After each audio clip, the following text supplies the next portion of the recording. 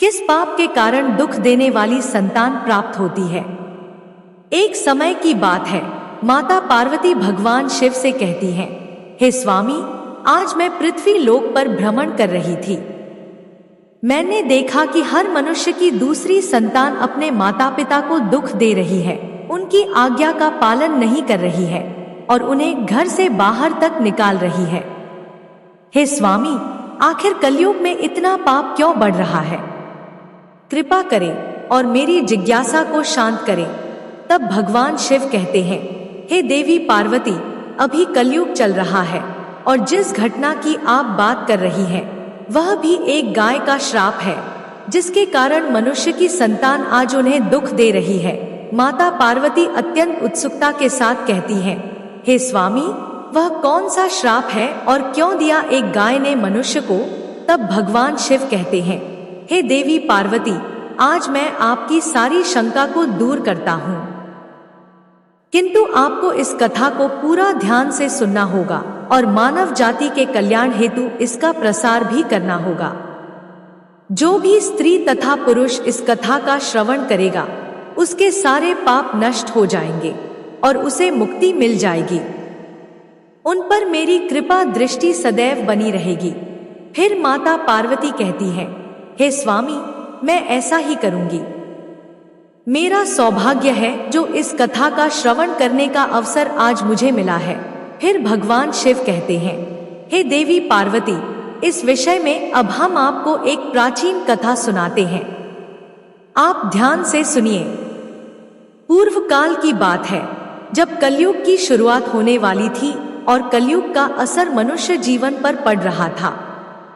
तुंगभद्रा नदी के तट पर एक उत्तम नगर बसा हुआ था।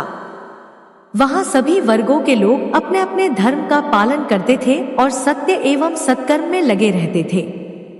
उस नगर में रघुवीर नाम का एक ब्राह्मण रहता था, जो समस्त वेदों का विशेषज्ञ और सभी प्रकार के धार्मिक कार्यों में आगे रहता था। वह ब्राह्मण दूसरे सूर्य की तरह अत्यंत तेजस्वी जान पड़ता था।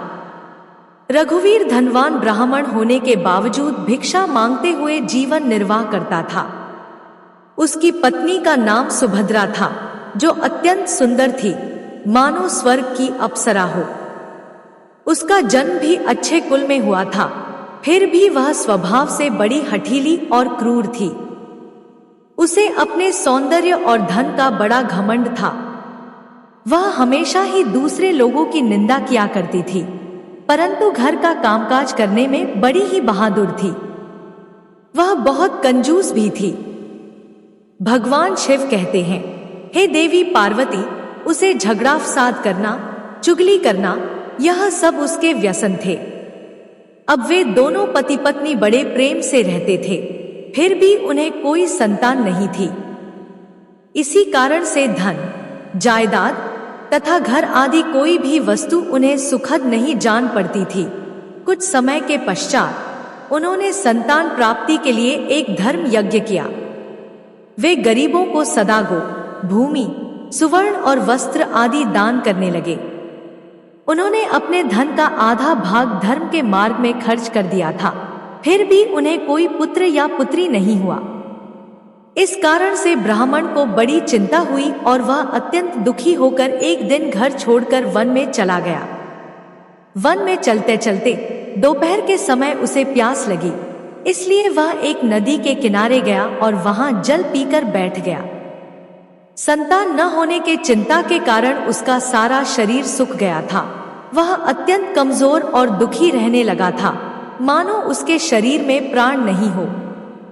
भगवान शिव कहते हैं, हे देवी पार्वती, उस ब्राह्मण की पूजा पाठ और ईश्वर भक्ति को देखकर भगवान श्री हरि विष्णु एक सन्यासी का रूप धारण करके उसी नदी के पास जा पहुंचे।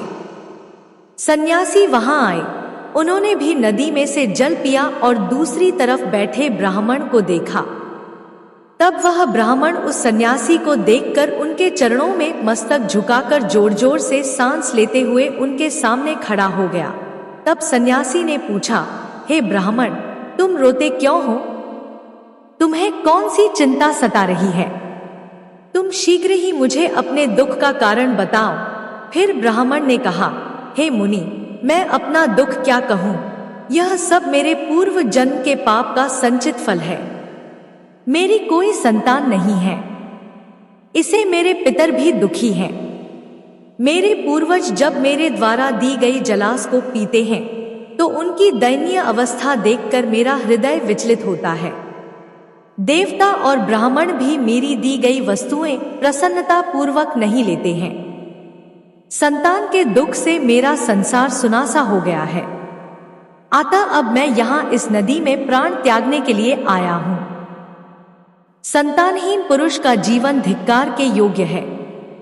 जिस घर में कोई संतान या बाल बच्चे न हो वह घर भी धिक्कार देने योग्य है। निसंतान पुरुष के धन को भी धिक्कार है तथा संतानहीन कुल भी धिक्कार के योग्य ही है। मैं अपने दुर्भाग्य को कहाँ तक बताऊं? हे मुनि, मैं जिस गाय को पालता हूँ वह भी सर्वथा वंध्या हो जाती है। मैं जिस वृक्ष को रोपता हूँ उसमें भी फल नहीं लगते। इतना ही नहीं, मेरे घर में बाहर से जो फल आता है वह भी शीघ्र ही सूख जाता है। जब मैं ऐसा अभागा और संतानहीन हूँ तो इस जीवन को रखने से क्या लाभ है? इतना कहकर वह ब्राह्मण दुख से व्यथित हो उठा और उस सन्यासी बाबा के पास फूट फूट कर रोने लगा। सन्यासी के हृदय में बड़ी करुणा भर आई। उन्होंने ब्राह्मण के ललाट में लिखे हुए विधाता के अक्षरों को पढ़ा और सब कुछ जानकर विस्तार पूर्वक कहना आरंभ किया। तब सन्यासी ने कहा, हे ब्राह्मण सुनो, मैंने इस समय तुम्हारा प्रारब्ध देखा है। उसे मालूम पड़ता है कि 7 जन्मों तक तुम्हारी कोई संतान किसी भी प्रकार से नहीं हो सकती। अब तुम संतान का मोह छोड़ दो, क्योंकि यह महान अज्ञान है। देखो, कर्म की गति बड़ी प्रबल है। अब तुम विवेक का आश्रय लेकर संसार की वासना त्याग दो। हे वत्स, पूर्व काल में संतान के ही कारण राजा सगर और अंग को दुख भोगना पड़ा था। इसलिए अब तुम कुटुंब की आशा छोड़ दो, इसी में तुम्हारी भलाई है। त्याग में ही सब प्रकार का सुख है। तब ब्राह्मण कहता है, हे सन्यासी बाबा, विवेक से क्या होगा? मुझे तो जैसे बने वैसे पुत्र ही दे दीजिए, नहीं तो मैं शोक से मूर्छित होकर आपके ही आगे प्राण त्याग दूंगा। पुत्र आदि के सुख से हीन यह सन्यास तो सर्वथा नीरस ही है। संसार में पुत्र पौत्रों से भरा हुआ गृहस्थाश्रम श्रम और सरस है। ब्राह्मण का यह आग्रह देखकर श्री हरि विष्णु रूपी सन्यासी ने कहा, देखो, विधाता के लेख को मिटाने का हठ करने से राजा चित्रकेतु को भी कष्ट भोगना पड़ा था। अतः भाग्य ने जिसके पुरुषार्थ को कुचल दिया हो, ऐसे पुरुष के समान तुम्हें पुत्र से सुख नहीं मिलेगा। फिर भी तुम हठ करते जा रहे हो। तुम्हें केवल अपना स्वार्थ ही सूझ रहा है। अतः मैं तुमसे क्या कहूँ? फिर भगवान शिव कहते हैं, हे देवी पार्वती, अंत में ब्राह्मण का बहुत आग्रह देखकर सन्यासी ने उसे एक फल दिया और कहा, इसे तुम अपनी पत्नी को खिला देना। इस फल के बीज के कारण उसे एक पुत्र होगा। और हाँ, तुम अपनी पत्नी को बताओ कि वह 1 वर्ष तक सत्य, दया और दान के नियमों का पालन करते हुए प्रतिदिन एक ही समय भोजन करे। इससे उसका बालक अत्यंत शुद्ध स्वभाव वाला होगा। ऐसा कहकर वह सन्यासी चले गए और ब्राह्मण अपने घर लौट आया। उसने अपनी पत्नी के हाथ में फल दे दिया तथा उसे फल के कठोर नियमों को समझाया और स्वयं कहीं चला गया। उसकी पत्नी कुटिल स्वभाव की ही थी। उसने अपनी सखी के आगे रो रो कर कहा, अरे सखी, सुनती हो, मुझे तो भारी चिंता हो रही है। मैं तो इस फल को नहीं खाऊंगी। इस फल को खाने से मुझे गर्भ रहेगा और गर्भ से पेट बढ़ जाएगा। फिर तो मेरा खाना पाना कम होगा। इस कारण से मेरी शक्ति भी घट जाएगी। ऐसी स्थिति में तुम ही बताओ, घर का कामकाज कैसे चलेगा? यदि किसी कारणवश गांव में लूट पड़ जाए तो गर्भवती स्त्री कैसे भाग सकेगी? यदि कहीं सुखदेव जी की तरह यह गर्भ 12 वर्षों तक मेरे पेट में ही रह गया तो इसे बाहर कैसे निकाला जाएगा? यदि प्रसव के समय बच्चा टेढ़ा हो गया तब तो मेरी मौत ही हो जाएगी। बच्चा पैदा होते समय बड़ी असहनीय पीड़ा होती है, ऐसा मैंने सुना है। मैं तो सुकुमार स्त्री हूँ, भला उसे कैसे सह सकूंगी।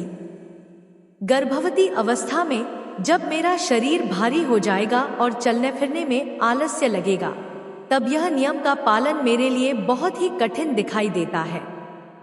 जिस स्त्री की संतान होती है, उसे बच्चों के लालन पालन में भी कष्ट भोगना पड़ता है। मैं तो समझती हूँ कि बांसोत या विधवा स्त्रियां ही अधिक सुखी होती हैं। इस प्रकार का तर्क लगाते हुए उस ब्राह्मणी ने फल को नहीं खाया। जब पति ने पूछा कि तुमने फल खाया, तो उसने कह दिया, हाँ, खा लिया। फिर एक दिन उसकी बहन कल्याणी उसके घर मिलने आई। तब सुभद्रा ने उसके सामने अपना सारा वृतांत सुनाया और कहा, बहन, मुझे इस बात की बड़ी चिंता है कि संतान न होने पर मैं पति को क्या उत्तर दूंगी। इस दुख के कारण मैं दिन ब दिन कमजोर होती जा रही हूँ। बताओ मैं क्या करूँ। तब उसकी बहन ने कहा, दीदी, आप चिंता मत करो, मेरे पेट में भी बच्चा है। प्रसव के बाद वह बालक मैं तुम्हें दे दूंगी।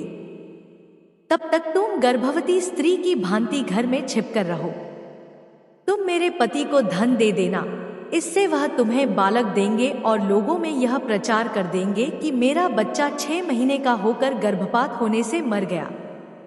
मैं प्रतिदिन तुम्हारे घर में आकर बच्चे का पालन पोषण करती रहूंगी। तुम इस समय फल की परीक्षा के लिए इसे तुम्हारी नंदा गाय को खिला दो। उसने कुटिल स्वभाव के कारण ऐसा ही किया। समय आने पर उसकी बहन को एक पुत्र हुआ। बच्चे के पिता ने बालक को लाकर एकांत में सुभद्रा को दे दिया और उसने अपने स्वामी को सूचना दी कि हमें पुत्र रत्न की प्राप्ति हुई है और कोई कष्ट नहीं हुआ। रघुवीर के यहाँ पुत्र होने से नगर में बड़ी प्रसन्नता हुई। ब्राह्मण ने बालक का जात कर्म संस्कार करके ब्राह्मणों को दान दिया और उसके घर में नाना प्रकार के मांगलिक उत्सव होने लगे। तब सुभद्रा ने पति से कहा, मेरे स्तनों में दूध नहीं है। फिर गाय, बहन आदि अन्य जीवों के दूध से मैं बालक का पोषण कैसे करूंगी। ऐ जी, सुनते हो, मेरी बहन को भी बच्चा हुआ था, किंतु वह मर गया है। अतः अब उसी को बुलाकर घर में रखिए, वहीं आपके बालक का पालन पोषण करेगी। उसके पति ने पुत्र के जीवन रक्षा के लिए वह सब कुछ किया। फिर उन्होंने उसका नाम देवशरण रखा। 3 माह बीतने के बाद श्री हरि विष्णु के फल के आशीर्वाद से ब्राह्मण की गाय नंदा ने भी एक सुंदर बालक को जन्म दिया। उसे देखकर आत्मदेव को बड़ी प्रसन्नता हुई और उसने स्वयं ही बालक के सब संस्कार किए। यह आश्चर्य का समाचार सुनकर सब लोग उसे देखने के लिए आए और आपस में कहने लगे, देखो भाई, इस समय रघुवीर का कैसा भाग्य उदय हुआ है। कितनी आश्चर्य की बात है कि गाय के पेट से भी देवता के समान रूप वाला बालक उत्पन्न हुआ। किंतु देवयोग से किसी को भी इस गुप्त रहस्य का पता नहीं लगा। उस बालक के कान गाय के समान थे। यह देखकर रघुवीर ने उसका नाम गोकर्ण रख दिया। फिर भगवान शिव कहते हैं, हे देवी पार्वती, एक दिन की बात है जब रघुवीर कहीं बाहर गया हुआ था और सुभद्रा की बहन भी बीमार पड़ गई थी, इसलिए उसे ही दोनों बालकों को संभालना पड़ रहा था। तभी उसने नंदा गाय का दूध निकालकर केवल अपने ही पुत्र को पिलाया और गोकर्ण को नहीं दिया। और वह हमेशा गोकर्ण को द्वेष करती थी, उसे बहुत मारती पीटती थी और हमेशा अपशब्द कहती थी। फिर उसी दिन सुभद्रा के मन में विचार आया कि आज घर पर कोई नहीं है, यही सही मौका है इसे ठिकाने लगाने का, क्योंकि भविष्य में गोकर्ण भी उसकी जायदाद का वारिस बनने वाला था, जबकि उसका ही पुत्र इस सारे धन का अकेला वारिस होगा। इसलिए उसके कुटिल स्वभाव में यह विचार आया कि क्यों न मैं इसे आज जहर देकर मरवा दूं। और उसने ऐसा ही किया। तब वह दोनों बालक मात्र 1 वर्ष आयु के ही थे। सुभद्रा ने गोकर्ण को नंदा के दूध में जहर मिलाकर उसे पिला दिया, किंतु वह तो स्वयं भगवान श्री हरि विष्णु का आशीर्वाद था, इसलिए वह विष के कारण तड़पते हुए अपनी मां के पास रंगते हुए जा पहुंचा। नंदा गाय अपने पुत्र की ऐसी हालत देखकर अत्यंत दुखी हो गई और उसने भगवान शिव का स्मरण करते हुए अपने बच्चे का विष हरने का करुण विलाप किया। तभी भगवान शिव के तेज के कारण वह बालक तुरंत ही ठीक हो गया और अपने मां का दूध पीने लगा। भगवान शिव कहते हैं, हे देवी पार्वती, नंदा अत्यधिक क्रोधित हो गई और उसने सुभद्रा के अपराधों को देखते हुए उसे श्राप दिया और कहा, हे ईश्वर, यदि मैं सत्यवादी हूँ तो इस संसार को साक्षी मानते हुए समस्त स्त्री जाति को यह श्राप देती हूँ कि यदि कोई भी स्त्री अपने या पराये पुत्रों में भेदभाव रखेगी या दूसरों के बच्चों को पीड़ा देगी तो उनके भी पुत्र उन्हें जीवन भर पीड़ा देंगे और उन्हें कष्ट देंगे। जब उन्हें सहारे की अत्यधिक आवश्यकता होगी तभी वे उनका साथ छोड़ देंगे। यह मेरा श्राप है। कुछ काल व्यतीत होने पर वे दोनों बालक जवान हो गए। गोकर्ण तो पंडित और ज्ञानी हुआ, किंतु देवशरण महादुष्ट निकला। वह तो अन्न का सेवन करता और क्रोध में भरा रहता था। जीवों की हिंसा करने का उसका स्वभाव हो गया था। वह हमेशा हथियार लिए रहता और दीन दुखियों तथा अंधों को कष्ट पहुंचाया करता था।